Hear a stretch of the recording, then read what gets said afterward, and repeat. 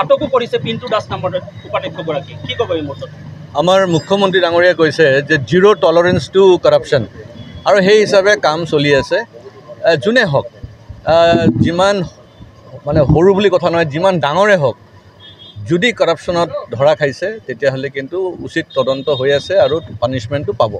সেইকাৰণে কোনো চিন্তাৰ বিষয় নহয়। আৰু ইয়াতে কোনো ৰাজনীতিৰ কথাও নহয়, ইয়াতে কোনো দল সংগঠনৰ কথাও নহয়। Corruption means corruption. কৰাপশ্যন যোনে কৰিব সি মৰিব। এটা কথা ক'ব লাগিব যে বৰ্তমানৰ যি বিধায়কগৰাকীৰ লগত খুব ঘনিষ্ঠ বুলি এষাৰ কথা ওলাইছে, কি ক'ব? ঘনিষ্ঠতা থাকিব পাৰে, ঘনিষ্ঠতা থাকিলেই যে কিবা বেয়া সেইটো কথাও নহয়। মোৰ লগতো বহুতৰ ঘনিষ্ঠ আছে, আমি বাহিৰত গ'লেতো বহুতক আমি লগ পাওঁ, পিছতে আকৌ দেখা পাওঁ যে মানুহজন বোলে এৰেষ্ট হৈ গ'ল, সেইটো এটা বেলেগ কথা। সেইকাৰণে ঘনিষ্ঠতাৰ লগত সম্পৰ্ক নহয়। তেখেতৰ PA আছিল বাৰু, বা ধৰক তেখেতে তেওঁক আমাৰ দলৰ কিবা সভাপতিও পাতিছিলে যোগীজান ব্লকৰ, তাৰপিছত ভাইচ চেয়াৰমেন পাতিলে SC বৰ্ডৰ, হয়তো কিবা ভাল ভাবি পেলাই কৰিছিল।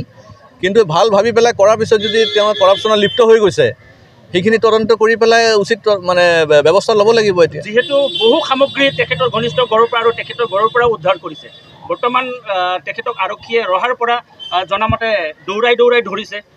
যিহেতু দোষী নিশ্চয়, সেইবাবে ধৰিছে। চাওক, মই এটা কথা ক'লোঁ যে ডক্টৰ হিমন্ত বিশ্ব শৰ্মা ডাঙৰীয়া মুখ্যমন্ত্ৰী, আৰু তেখেতৰ মুখ্যমন্ত্ৰী থকা সময়ত কোনো মানুহে কৰাপশ্যন কৰি পেলাই বাচি যাব নোৱাৰে।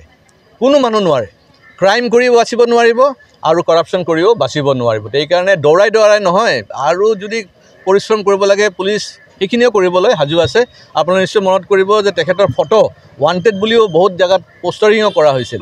এইটো এটা মানে দৃষ্টান্ত যে কৰাপশ্যনৰ লগত কোনো কম্প্ৰমাইজ নাই, আৰু তাতে যোনে লিপ্ত হৈ আছে ফচিব।